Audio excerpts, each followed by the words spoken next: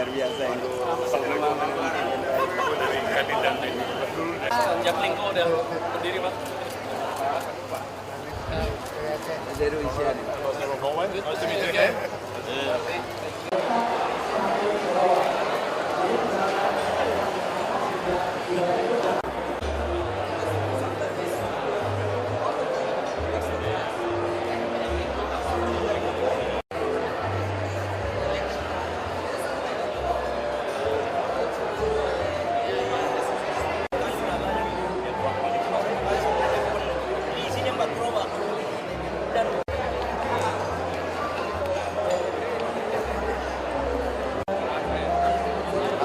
Saya bakar.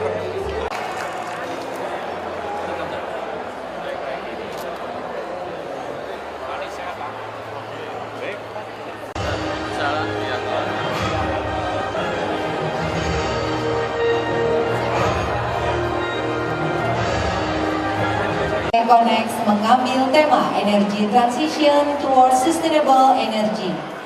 Baik Bapak dan Ibu hadirin yang kami hormati, untuk mengawali rangkaian acara kita pada hari ini, kami mohon kesediaan untuk dapat berkenan memberikan keynote speech. Kami undang dengan hormat kepada Bapak Anies Rashid Baswedan, PhD, kami persilakan. Hadirin beri sambutan paling hangat untuk Bapak Anies, kami persilakan Bapak. Potret tentang Jakarta. Kita ini saat ini adalah kota megapolitan terbesar di belahan selatan dunia dengan areanya 660 km persegi dan kepadatan penduduknya 14,5 ribu orang per kilometer persegi dengan total penduduk 10,3 juta. Sementara kalau kita masukkan seluruh Jakarta, seluruh Jabodetabek, total kita adalah 30 juta. Dan kalau dicek di ruangan ini berapa yang Jakarta, berapa yang luar, mungkin porsinya cukup merata. Kita cukup berimbang. Nah, apa tantangan terbesarnya? Kenapa kita perlu melakukan urban regeneration? Sebenarnya kalau disebut ada dua urusan besar yang ada di Jakarta. Satu adalah masalah tantangan lingkungan hidup. Yang kedua adalah tantangan sosial ekonomi.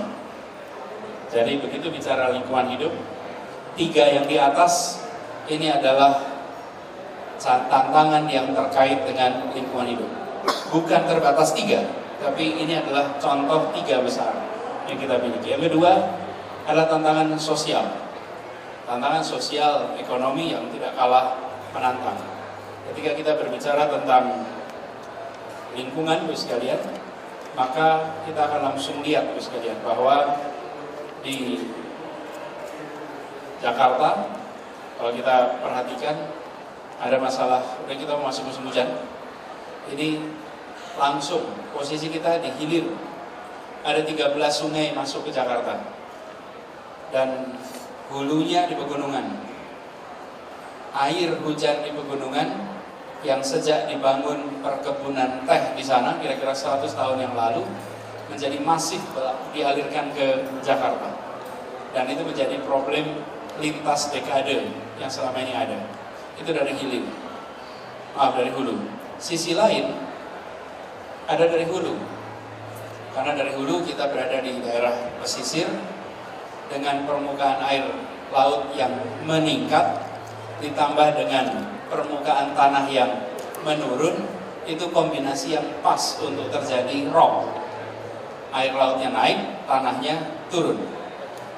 Ini Bapak Ibu semuanya kami rasakan sekali kalau Bapak Ibu jalan ke pesisir di pinggir, apalagi ke arah barat. Bapak Ibu akan ketemu dengan tanggul-tanggul laut yang tingginya bisa 3 meter lebih. Saya diprotes Bapak Ibu dengan masyarakat di sana. Saya datang ketemu dan mereka protes karena tanggul lautnya lebih tinggi daripada ini, lebih tinggi daripada divider ruangan ini. Jadi mereka merasa kehilangan pemandangan laut karena tanggulnya setinggi ini. Terus saya sampaikan kepada mereka apa yang terjadi. Sesungguhnya bukan tanggulnya lebih tinggi, tanggul ini dinaikkan 50 cm di Tanjung Priok, Pal Priok. setengah meter naik di Pal Priok, habis itu rata seluruh Jakarta. Di tempat Bapak Ibu tingginya 3 meter, artinya tanah Bapak Ibu sudah turun 3 meter. Sehingga tanggul yang rata itu di tempat ini sudah 3 meter. Ini ilustrasi saja, itu terjadi di daerah Muara Kamal Muara. Ini adalah gambaran bahwa land subsidence bukan merata, harus saya garis tidak merata. Ada beberapa titik dan titik-titik itu mengalami pendalaman. Lalu tentu saja di Jakarta sendiri dengan adanya pembangunan yang begitu masif, tanah kita yang masih terbuka tinggal 8%. Jadi kalau hujan dengan amat deras luar biasa, maka 92% tanah kita tercover, otomatis akan terjadi limpahan air dalam jumlah yang masif. Ini baru yang di atas terkait air saja. Kemudian tentang polusi udara, Bapak Ibu sekalian, dan di sini mereka Bapak Ibu adalah termasuk yang paling perhatian. Kita di Jakarta mengalami sekali masalah polusi udara akibat tentu saja satu kendaraan bermotor, tapi yang tidak kalah penting adalah cerobong-cerobong asap dari industri dan pembangkit-pembangkit tenaga listrik. Ini bawah ini soal poverty dan inequality. This is serious problem Bapak Ibu, karena di Jakarta kita punya persoalan tingkat kelulusan sekolah yang rendah, SMA kita 67%. Kemudian bicara tentang kalau sudah nggak masuk lulus SMA, mau jadi office boy aja tidak bisa di Jakarta. Lalu yang tidak kalah penting adalah tentang bagaimana mereka yang berada dalam status sosial ekonomi rendah di bawah itu menghadapi kemiskinan yang cukup ekstrim.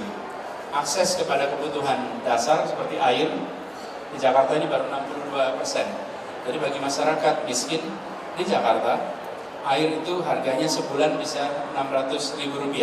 Sementara bagi kita yang punya akses pada air pipa, itu bayarnya bisa Rp120.000 per bulan. Jadi saya sering sampaikan, lebih mahal jadi orang miskin di Jakarta daripada menjadi orang yang makmur. Karena kebutuhan air saja mereka bisa bayar sampai 5 kali lipat lebih tinggi.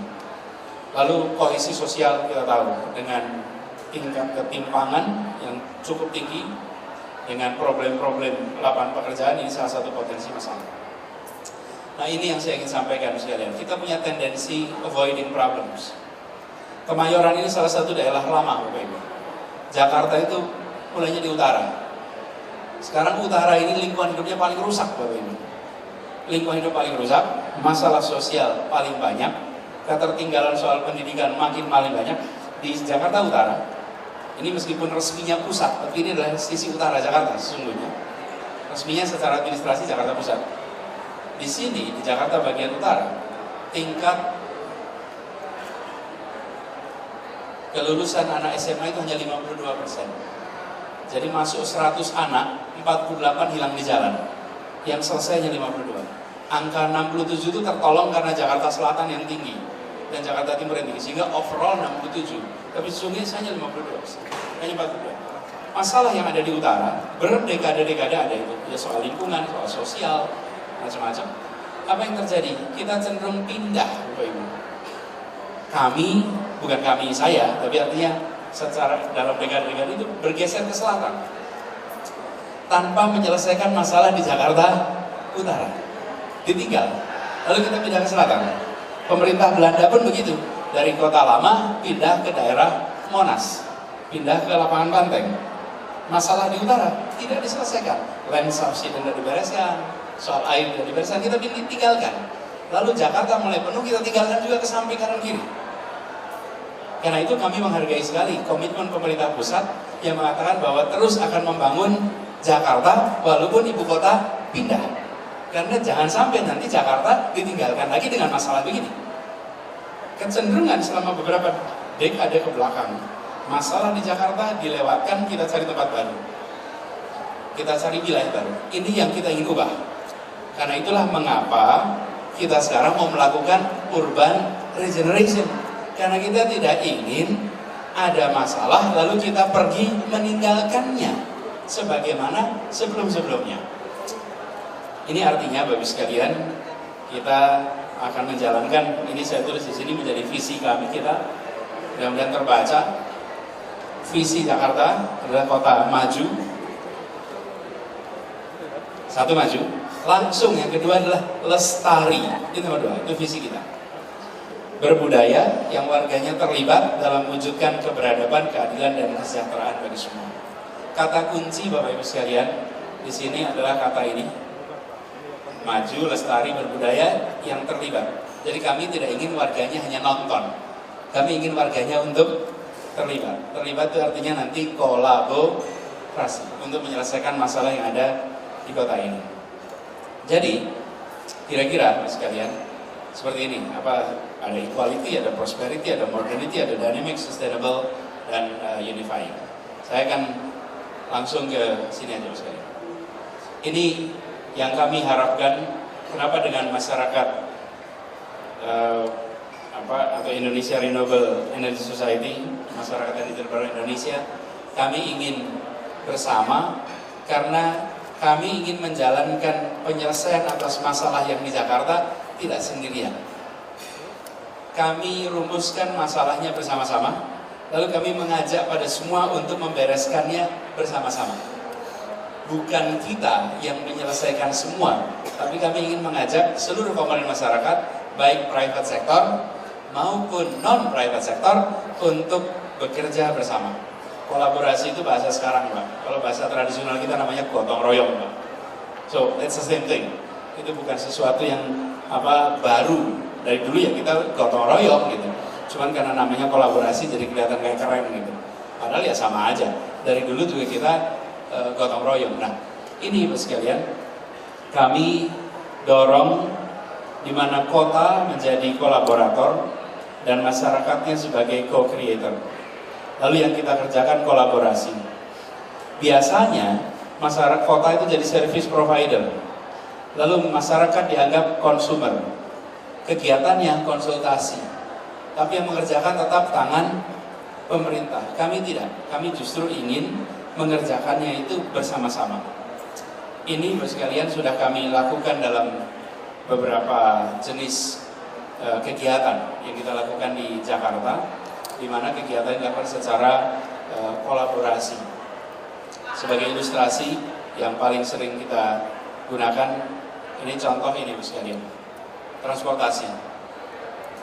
Transportasi ini Bapak sekalian saya hormati, bisa saja melihat masalah transportasi di Jakarta, lalu Pemprov membesarkan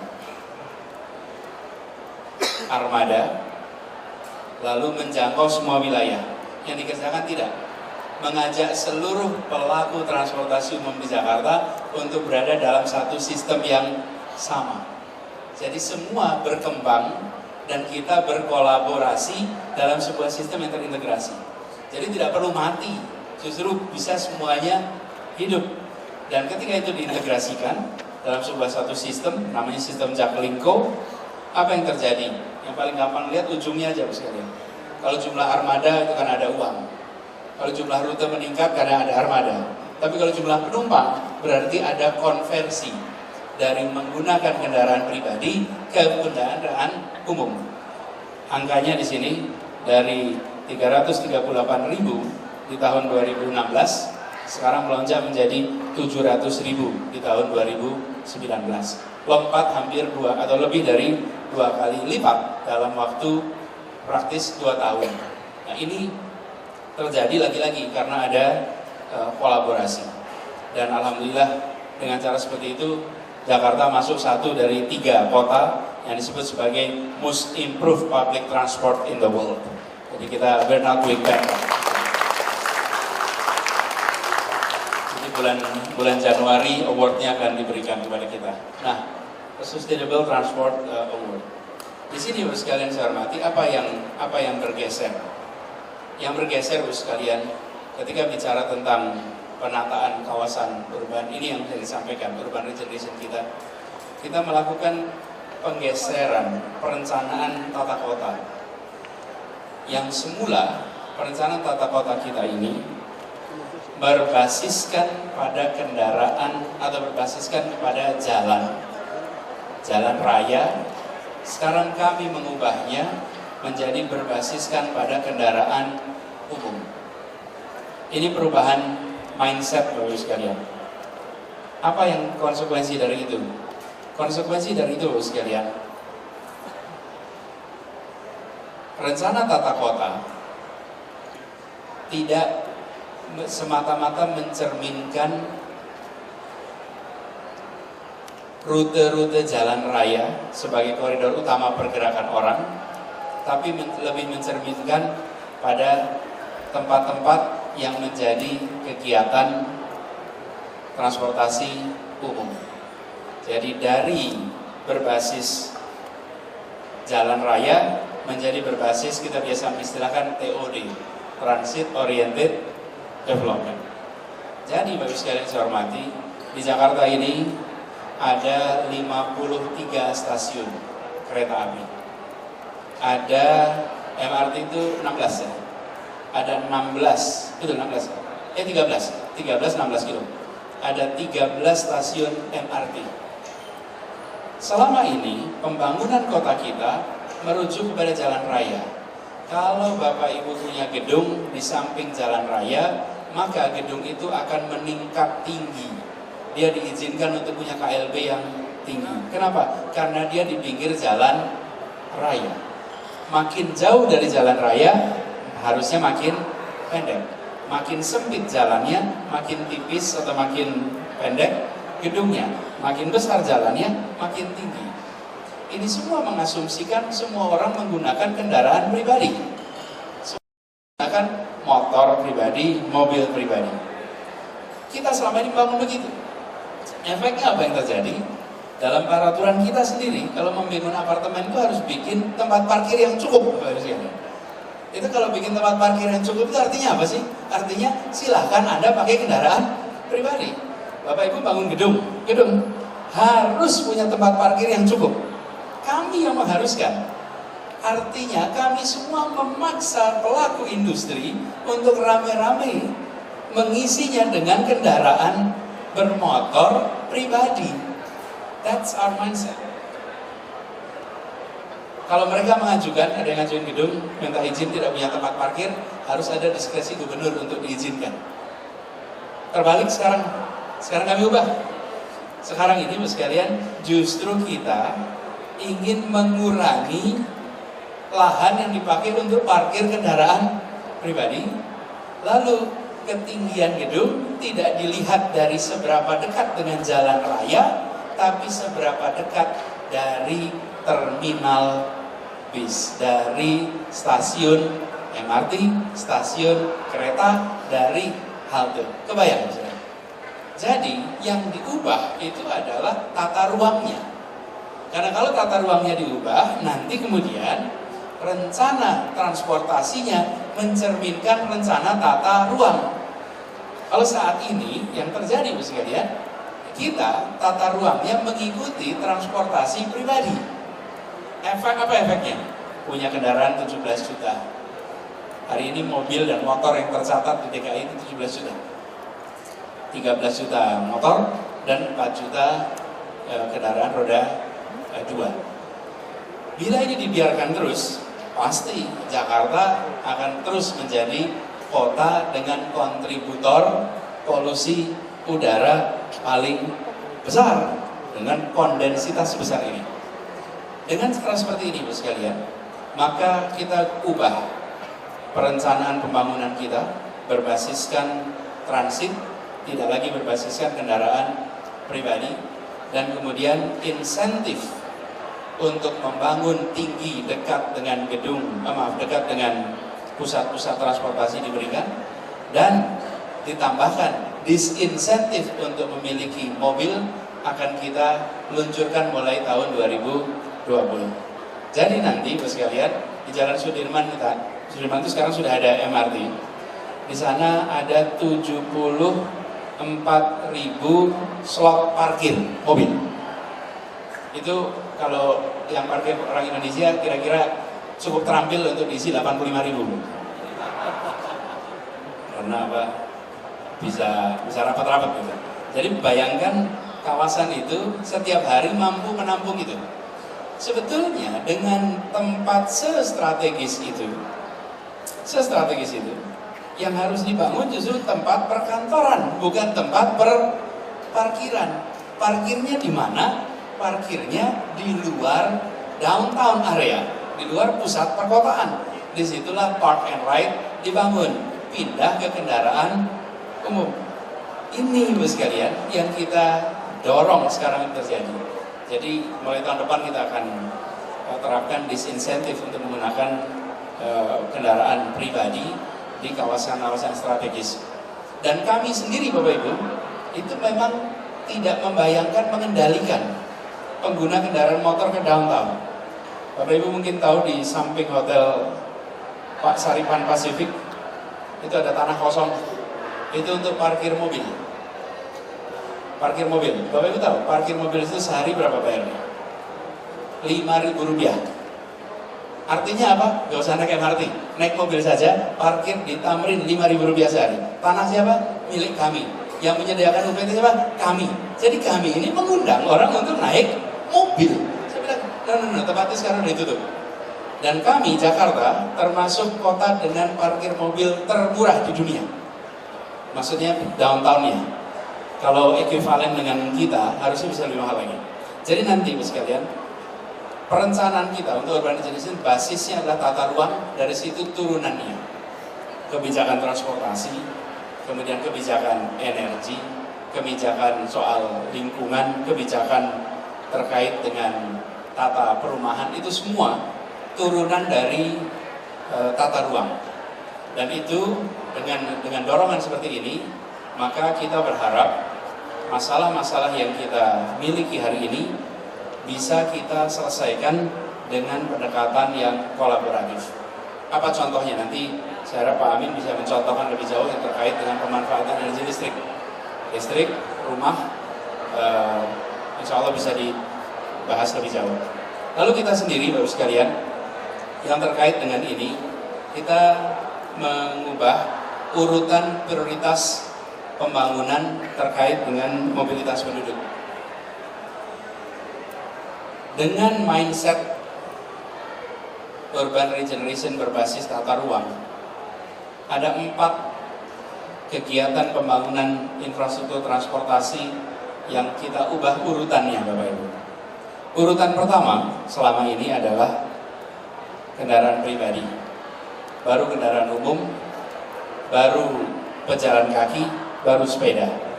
Sekarang diubah urutannya. Pembangunan infrastruktur transportasi di Jakarta, urutan nomor 1 adalah untuk pejalan kaki. Nomor 1, pejalan kaki. Kemudian yang kedua adalah untuk kendaraan bebas emisi. Apa itu bebas emisi? Sepeda ataupun kendaraan berbasis listrik. Itu yang kedua. Yang ketiga adalah kendaraan umum. Yang keempat baru kendaraan pribadi. Saya sering mengatakan dan sering tanya di banyak forum, ketika ditanya kendaraan apa yang semua orang punya, rata-rata menyebut motor. Sementara saya selalu katakan bahwa kendaraan yang semua orang punya atau alat transportasi semua orang punya adalah kaki. Karena kaki tidak dianggap alat transportasi, maka tidak dibuatkan jalan untuk kaki. Dibuatnya jalan untuk roda. Kalau tidak ada rodanya, bukan alat transportasi. Tidak, alat transportasi bisa kaki. Dan itulah kenapa kita sekarang membangun trotoar-trotoar. Terus sekalian kita sudah 136 km trotoar yang dibangun baru hari ini yang lebar. Dan kita akan perbanyak lagi trotoar-trotoar itu. Apa yang muncul kemudian? Trotoar, sepeda. Sepeda juga begitu. Begini masalah energi terbarukan nih. Sepeda ini di Jakarta itu dipandang sebagai alat olahraga, Bapak Ibu. Jadi kalau sepeda itu harus bajunya khusus, sepatunya khusus, topinya khusus, sepedanya khusus, harganya khusus. Nah, yang bisa naik sepeda jadi yang tengah ke atas. Plus yang naik sepeda itu kira-kira pejabat eselon atau kalau di swasta yang middle up eksekutif gitu. Kenapa? Karena mereka punya kamar mandi, Bapak Ibu. Kalau yang staff itu nggak punya kamar mandi. Jadi kantor pun tidak menyiapkan tempat parkir, tidak memikirkan kamar mandi, dan tidak menganggap sepeda sebagai alat transportasi.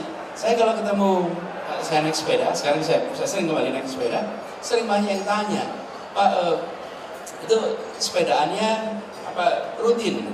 Jadi rutin itu dipandang sebagai olahraga rutin. Sebenarnya kami bersepeda sebagai kegiatan bekerja. Bekerjanya menggunakan sepeda. Jadi kami mengubah mindset itu dari sepeda sebagai alat olahraga menjadi sepeda sebagai alat transportasi. Begitu alat transportasi, kemana saya bisa. Dan ini Pak, kalau tadi waktunya nggak mepet, saya kesini juga naik sepeda Pak.